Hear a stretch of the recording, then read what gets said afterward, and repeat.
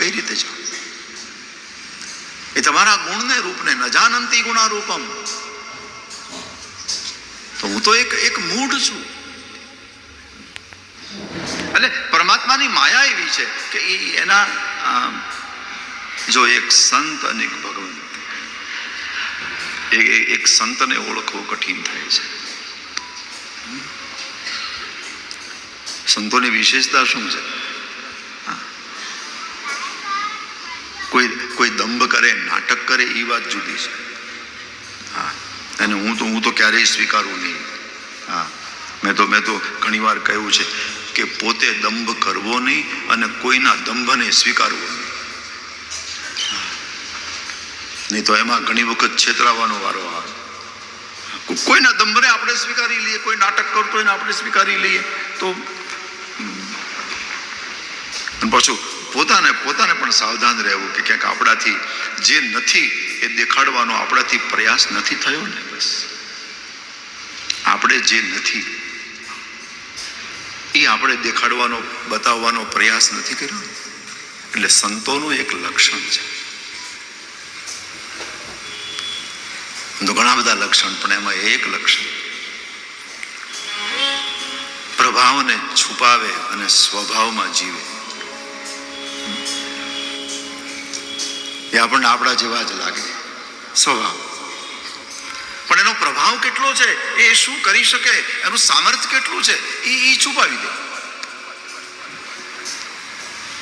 પ્રભાવને છુપાવે અને સ્વભાવમાં જીવે. અને એક બીજી વ્યાખ્યા છે સંતની, જેનું એકાંત અને બાહ્ય એક છે, એને સંત કહ્યું છે. એ એકલા બેઠા હોય તો એ જ દશા, અને હજારની વચ્ચે બેઠા હોય તો એ જ દશા, એમાં કાંઈ ફેરફાર નહીં. એનું નામ સંત છે.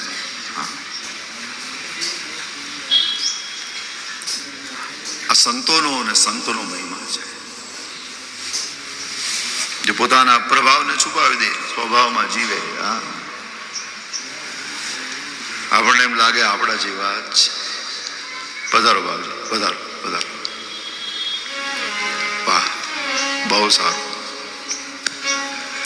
આપણે બધા સ્વાગત કરીએ.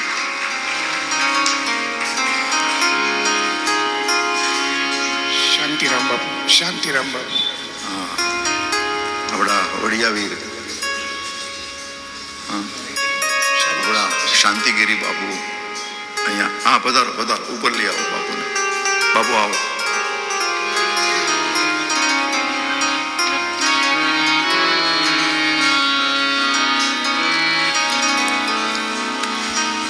ઘણા વર્ષો પહેલા બાપુએ પોતાના સ્થાનમાં ભાગવતની કથા કરાવી. વર્ષ થયા મને ખબર નથી, 2010માં. અરે વાહ, આજે 16 વર્ષ પહેલા વડિયાવીર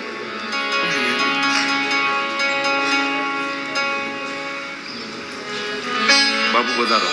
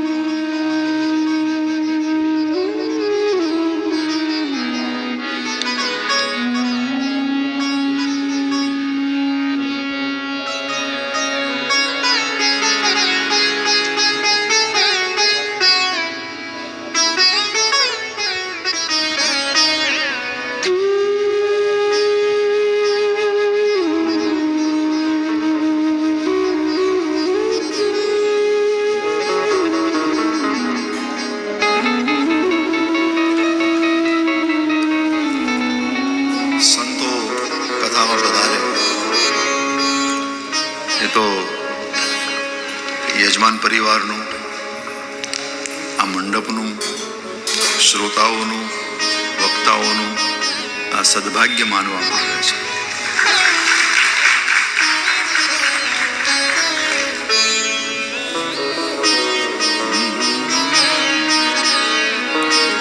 ગુરુજીના નામની હો માળા છે ડોકમાં, ગુરુજીના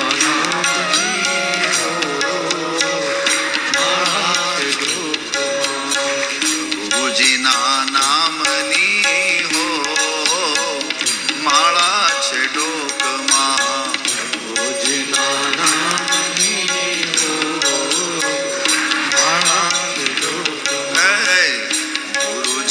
નામની હો માળા છે ડોકમાં.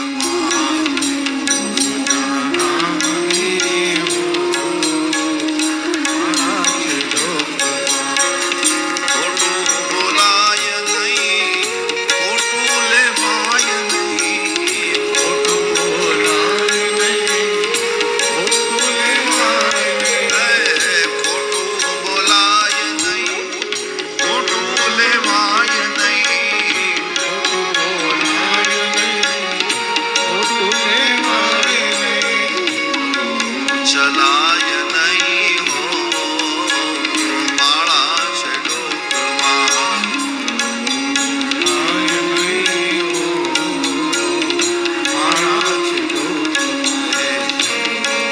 ચલાય નહીં હો માળા છે ડોકમાં.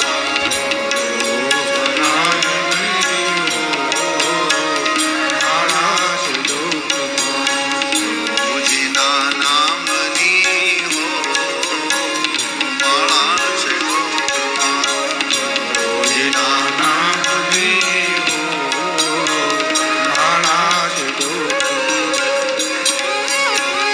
ભગવાનની લીલા દરમિયાન ઈશ્વરને ઓળખવા કઠિન હોય છે. બહુ બહુ જૂજ મહાપુરુષો એને ઓળખી શકે. એમાં ગોપીઓ ભગવાન કૃષ્ણને